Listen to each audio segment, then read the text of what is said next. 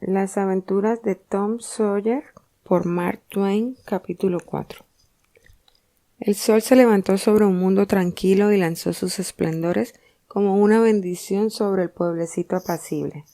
Acabado el desayuno, tía Polly reunió a la familia para las prácticas religiosas, las cuales empezaron por una plegaria construida desde el cimiento hasta arriba, con sólidas hiladas de citas bíblicas trabadas con un débil mortero de originalidad, y desde su cúspide, como desde un Sinaí, recitó un adusto capítulo de la ley mosaica. Tom se apretó los calzones, por así decirlo, y se puso a trabajar para aprenderse sus versículos. Sid se los sabía ya desde días antes. Tom reconcentró todas sus energías para grabar en su memoria 5 nada más y escogió un trozo del Sermón de la Montaña porque no pudo encontrar otros versículos que fueran tan cortos. Al cabo de media hora tenía una idea vaga y general de la lección, pero nada más, porque su mente estaba revoloteando por todas las esferas del pensamiento humano y sus manos ocupadas en absorbentes y creativas tareas. Mary le cogió el libro para tomarle la lección, y él trató de hacer camino entre la niebla. Bienaventurados los pobres. Sí, pobres. Bienaventurados los pobres de espíritu. Bienaventurados los pobres de espíritu, porque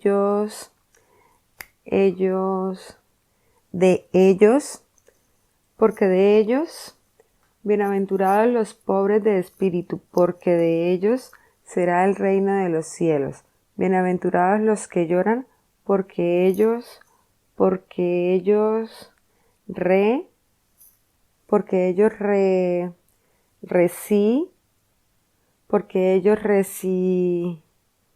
no sé lo que sigue, recibirán. Porque ellos recibirán, los que lloran. Bienaventurados los que recibirán, porque ellos llorarán, porque recibirán. ¿Qué recibirán? ¿Por qué no me lo dices, Mary? ¿Por qué eres tan tacaña? Ay, Tom, simple. No creas que es por hacerte rabiar. No soy capaz. Tienes que volver a estudiarlo. No te apures, Tom. Ya verás cómo lo aprendes y si te lo sabes te voy a dar una cosa preciosa. Anda, a ver si eres bueno. Bien, pues dime lo que me vas a dar, Mary. Dime lo que es. Eso no importa, Tom. Ya sabes que cuando prometo algo es verdad. Te creo, Mary. Voy a darle otra mano.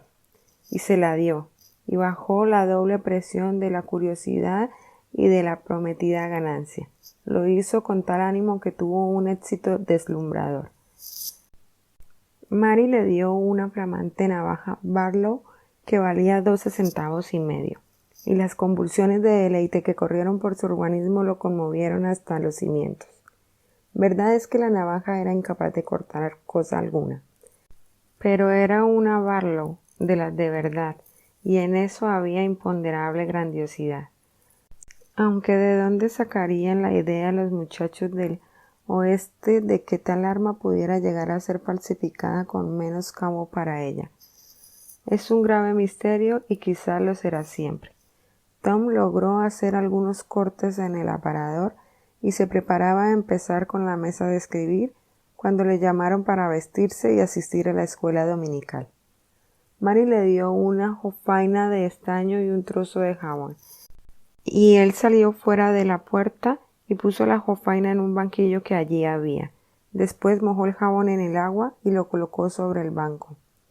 Se remangó los brazos, vertió suavemente el agua en el suelo y enseguida entró en la cocina y empezó a restregarse vigorosamente con la toalla que estaba atrás de la puerta. Pero Mary se la quitó y le dijo: ¿No te da vergüenza, Tom? No seas tan malo, no tengas miedo al agua. Tom se quedó un tanto desconcertado. Llenaron de nuevo la jofaina y esta vez Tom se inclinó sobre ella sin acabar de decidirse. Reuniendo ánimos, hizo una profunda aspiración y empezó.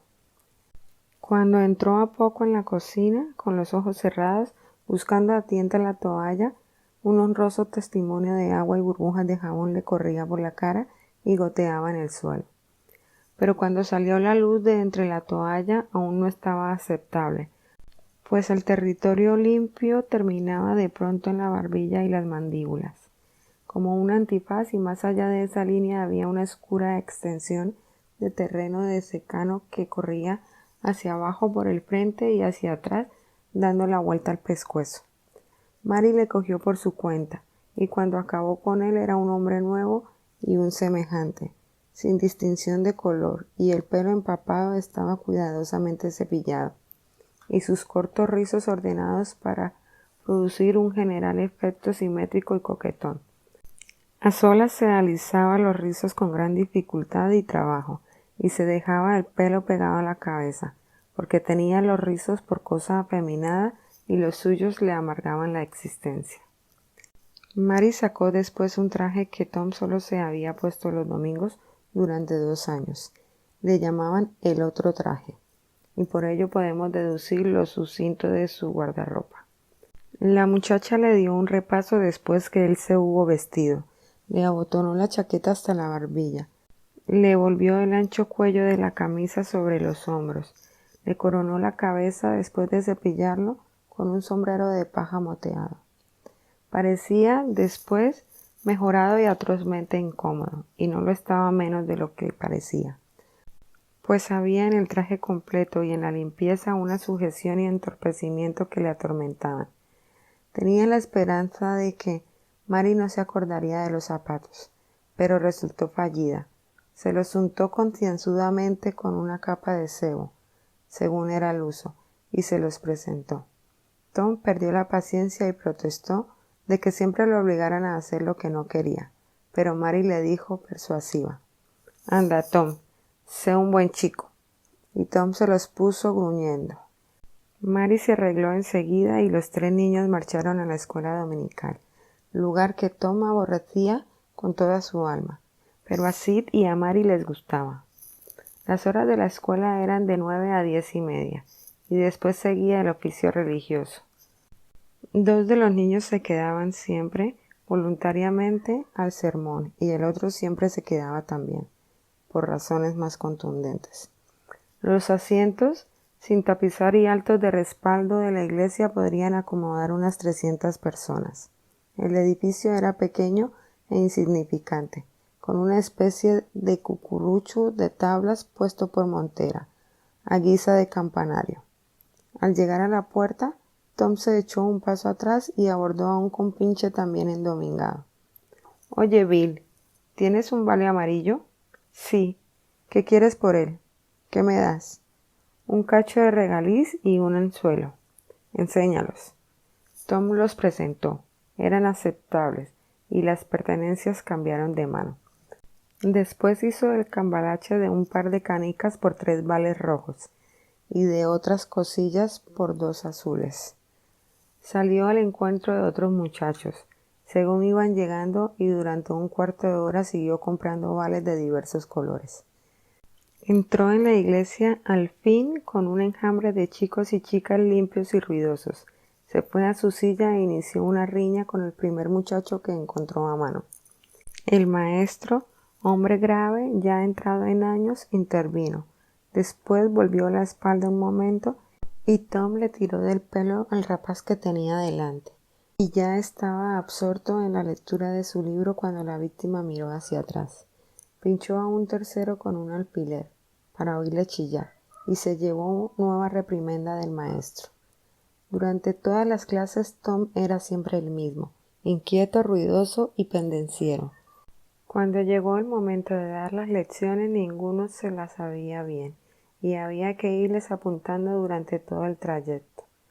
Sin embargo, fueron saliendo trabajosamente del paso, y a cada uno se le recompensaba con vales azules en los que estaban impresos pasajes de las Escrituras. Cada vale azul era el precio de recitar 2 versículos. 10 vales azules equivalían a uno rojo y podían cambiarse por uno de estos. 10 rojos equivalían a uno amarillo, y por 10 vales amarillos el superintendente regalaba una Biblia modestamente encuadernada al alumno. Valía 40 centavos en aquellos tiempos felices. ¿Cuántos de mis lectores hubieran tenido laboriosidad y constancia para aprenderse de memoria 2000 versículos? Ni aun por una Biblia de las ilustradas por Doré. Y sin embargo, María había ganado 2 de esa manera. Fue la paciente labor de 2 años y un muchacho de estirpe germánica había conquistado 4 o 5. Una vez recitó 3000 versículos sin detenerse, pero sus facultades mentales no pudieron soportar tal esfuerzo y se convirtió en un idiota, o poco menos. Desde aquel día, dolorosa pérdida para la escuela, pues en las ocasiones solemnes y delante de compañía, el superintendente sacaba siempre a aquel chico y, como decía Tom, le abría la espita. Solo los alumnos mayorcitos llegaban a conservar los vales y a persistir en la tediosa labor bastante tiempo para lograr una Biblia. Y por eso la entrega de uno de estos premios era un raro y notable acontecimiento.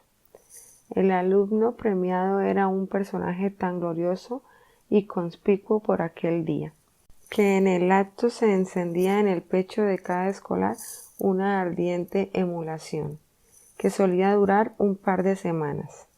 Es posible que el estómago mental de Tom nunca hubiera sentido verdadera hambre de uno de esos premios, pero no hay duda de que de mucho tiempo atrás había anhelado con toda su alma el eclat que traía consigo. Al llegar el momento preciso, el superintendente se colocó en pie frente al púlpito, teniendo en la mano un libro de himnos cerrado y el dedo índice inserto entre sus hojas, y reclamó silencio. Cuando un superintendente de escuela dominical pronuncia su acostumbrado discursito, un libro de himnos en la mano es tan necesario como el inevitable papel de música en la de un cantor que avanza hasta las candilejas para ejecutar un solo. Aunque el por qué sea un misterio, puesto que ni el libro ni el papel son nunca consultados por el paciente. Este superintendente era un ser enjuto, de unos 35 años, con una sotabarba de estopa y pelo corto del mismo color. Llevaba un cuello almidonado y tieso, cuyo borde le llegaba hasta las orejas y cuyas agudas puntas se curvaban hacia adelante a la altura de las comisuras de los labios. Una tapia que le obligaba a mirar fijamente a proa y a dar la vuelta a todo el cuerpo cuando era necesaria una mirada lateral. Tenía la barbilla apuntalada por un amplio lazo de corbata de las dimensiones de un billete de banco, y los flecos en los bordes y las punteras de las botas dobladas hacia arriba a la moda del día, como patines de trineo, resultado que conseguían los jóvenes elegantes con gran paciencia y trabajo, sentándose con las puntas de los pies apoyados contra la pared y permaneciendo así horas y horas. Mr. Walters tenía un aire de ardoso interés y era sincero y cordial en el fondo, y consideraba las cosas y los lugares religiosos con tal reverencia y tan aparte de los afanes mundanos que, sin que se diera cuenta de ello, la voz que usaba en la escuela dominical había adquirido una entonación peculiar, que desaparecía por completo en los días de entre semana. Empezó de esta manera: ahora, niños, os vais a estar sentados, todo lo derechitos y quietos que podáis, y me vais a escuchar con toda atención por 2 minutos.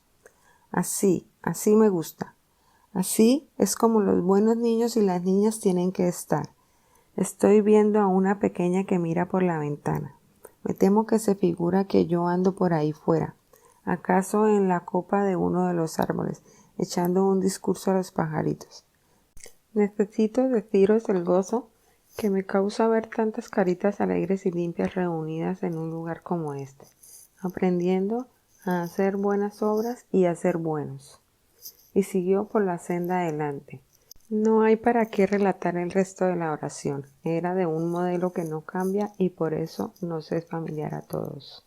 El último tercio del discurso se malogró en parte por haberse reanudado las pendencias y otros escarceos entre algunos de los chicos más traviesos y por inquietudes y murmullos que se extendían cada vez más, llegando su oleaje hasta las bases de aisladas a inconmovibles rocas como Sid y Mary.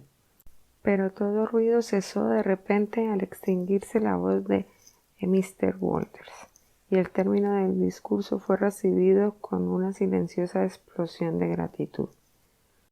Buena parte de los cuchicheos había sido originada por un acontecimiento más o menos raro, la entrada de visitantes. Eran estos el abogado Thatcher, acompañado por un anciano decrépito, un gallardo y personudo caballero de pelo gris, entrado en años, y una señora solemne que era sin duda la esposa de aquel. La señora llevaba una niña de la mano. Tom había estado intranquilo y lleno de angustias y aflicciones y aún de remordimientos. No podía cruzar la mirada con la de Amy Lawrence ni soportar las que ésta le dirigía. Pero cuando vio a la niña recién llegada, el alma se le hundió de dicha. Un instante después estaba presumiendo a toda máquina puñadas a los otros chicos, tirones de pelos, contorsiones con la cara, en una palabra, empleando todas las artes de seducción que pudiera fascinar a la niña y conseguir su aplauso. Su loca alegría no tenía más que una mácula, el recuerdo de su humillación en el jardín del ser angélico, y ese recuerdo, escrito en la arena, iba siendo barrido rápidamente por las oleadas de felicidad que en aquel instante pasaban sobre él. Se dio a los visitantes el más acostumbrado asiento de honor, y tan pronto como Mr. Walters terminó su discurso los presentó a la escuela. El caballero del pelo gris resultó ser un prodigioso personaje, nada menos que el juez del condado. Sin duda, el ser más augusto en que los niños habían puesto nunca sus ojos. Y pensaban de qué sustancia estaría formado, y hubieran deseado oírle rugir, y hasta tenían un poco de miedo de que lo hiciera. Había venido desde Constantinopla a 12 millas de distancia y por consiguiente había viajado y había visto mundo. Aquellos mismos ojos habían contemplado la casa de justicia del condado, de la que se decía que tenía el techo de zinc. El temeroso pasmo que inspiraban estas reflexiones se atestiguaba por el solemne silencio y por las filas de ojos abiertos en redondo. Aquel era el gran juez Thatcher, hermano del abogado de la localidad. Jeff Thatcher se adelantó enseguida para mostrarse familiar con el gran hombre y excitar la envidia de la escuela. Música celestial hubiera sido para sus oídos escuchar los comentarios. Mírale, Jim, se va arriba con ellos. Mira, mira, va a darle la mano. Ya se la da. Lo que darías tú por ser Jeff. Mr. Walters se puso a presumir con toda suerte de bullicios y actividades oficialescas, dando órdenes, emitiendo juicios y disparando instrucciones aquí y allá y hacia todas partes donde podía encontrar un blanco. El bibliotecario presumió corriendo de acá para allá con brazadas de libros y con toda la barahunda y aspavientos en que se deleita la autoridad insecto. Las señoritas instructoras presumieron inclinándose melosamente sobre escolares a los que acababan de tirar de las orejas, levantando deditos amenazadores delante de los muchachos malos y dando amorosas palmaditas a los buenos. Los caballeretes instructores presumían prodigando regañinas y otras pequeñas muestras de incansable celo por la disciplina, y unos y otros tenían grandes quehaceres en la librería que los obligaban a ir y venir incesantemente, y al parecer con gran agobio y molestia. Las niñas presumían de 1000 distintos modos y los chicuelos presumían con tal diligencia que los proyectiles de papel y rumor de reyertas llenaban el aire.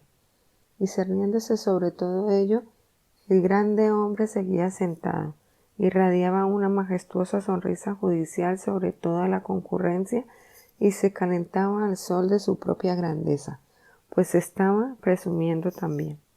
Solo una cosa faltaba para hacer el gozo de Mr. Walters completo, y era la ocasión de dar el premio de la Biblia y exhibir un fenómeno. Algunos escolares tenían vales amarillos, pero ninguno tenía los necesarios. Ya había él investigado entre las estrellas de mayor magnitud. Hubiera dado todo lo del mundo en aquel momento porque lo hubieran restituido, con la mente recompuesta, aquel muchacho alemán.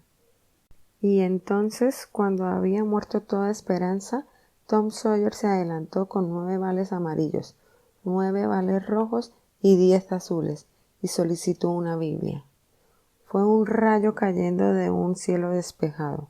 Walters no esperaba una petición semejante de tal persona en los próximos 10 años. Pero no había que darle vueltas. Allí estaban los vales y eran moneda legal. Tom fue elevado en el acto al sitio que ocupan el juez y los demás elegidos, y la gran noticia fue proclamada desde el estrado. Era la más pasmosa sorpresa de la década, y tan honda sensación produjo que levantó al héroe nuevo hasta la altura misma del héroe judicial.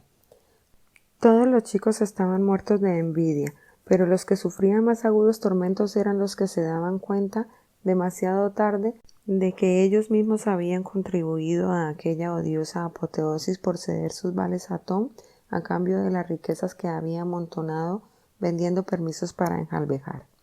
Sentían desprecio de sí mismos por haber sido víctimas de un astuto defraudador y de una embaucadora serpiente escondida en la hierba. El premio fue entregado a Tom con toda la efusión que el superintendente, dando a la bomba, consiguió hacer subir hasta la superficie en aquel momento. Pero le faltaba algo de genuino surtidor espontáneo, pues el pobre hombre se daba cuenta instintivamente de que había allí un misterio que quizás no podría resistir fácilmente la luz. Era simplemente absurdo pensar que aquel muchacho tenía almacenadas en su granero 2000 gavillas de sabiduría bíblica, cuando una docena bastarían sin duda para forzar y distender su capacidad. Amy Lawrence estaba orgullosa y contenta, y trató de hacérselo ver a Tom, pero no había modo de que la mirase. No adivinaba la causa. Después se turbó un poco. Enseguida la asaltó una vaga sospecha y se disipó y tornó a surgir. Vigiló atenta.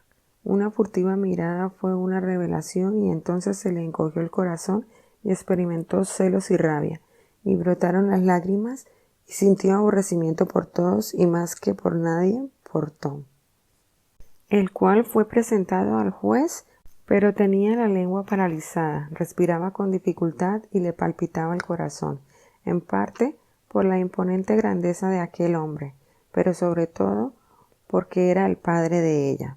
Hubiera querido postrarse ante él y adorarlo, si hubieran estado a oscuras.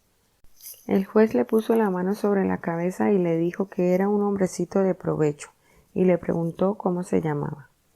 El chico tartamudeó, abrió la boca y lo echó fuera. Tom. No, Tom. No. Es Tomás. Eso es. Ya pensé yo que debía de faltar algo. Bien está. Pero algo te llamarás además de eso, y me lo vas a decir, ¿no es verdad? Dile a este caballero tu apellido, Tomás, dijo Walters, y dile además señor, no olvides las buenas maneras. Thomas Sawyer, señor. Muy bien, así hacen los chicos buenos. Buen muchacho, un hombrecito de provecho. 2000 versículos son muchos, muchísimos, y nunca te arrepentirás del trabajo que te costó aprenderlos, pues el saber es lo que más vale en el mundo. Él es el que hace los grandes hombres y los hombres buenos. Tú serás algún día un hombre grande y virtuoso. Tomás, y entonces mirarás hacia atrás y has de decir, todo se debo a las ventajas de la inapreciable escuela dominical en mi niñez. Todo se lo debo a mis queridos profesores que me enseñaron a estudiar. Todo se lo debo al buen superintendente que me alentó y se interesó por mí y me regaló una magnífica y lujosa Biblia para mí solito. Todo lo debo a haber sido bien educado. Eso dirás, Tomás, y por todo el oro del mundo no darías esos 2000 versículos. No, no los darías. Y ahora, ¿querrás decirnos a esta señora y a mí algo de lo que sabes? Ya sé que nos lo dirás, porque a nosotros nos enorgullecen los niños estudiosos. Seguramente sabes los nombres de los 12 discípulos. ¿No quieres decirnos cómo se llamaban los 2 primeros que fueron elegidos? Tom se estaba tirando de un botón, con aire borreguil. Se ruborizó y bajó los ojos. Mr. Walters empezó a trasudar, diciéndose a sí mismo: no es posible que el muchacho conteste a la menor pregunta. ¿En qué hora se le ha ocurrido al juez examinarlo? Sin embargo, se creyó obligado a intervenir y dijo: contesta a este señor, Tomás. No tengas miedo. Tom continuó mudo. Me lo va a decir a mí, dijo la señora. Los nombres de los primeros discípulos fueron David y Goliat. Dejemos caer un velo compasivo sobre el resto de la escena.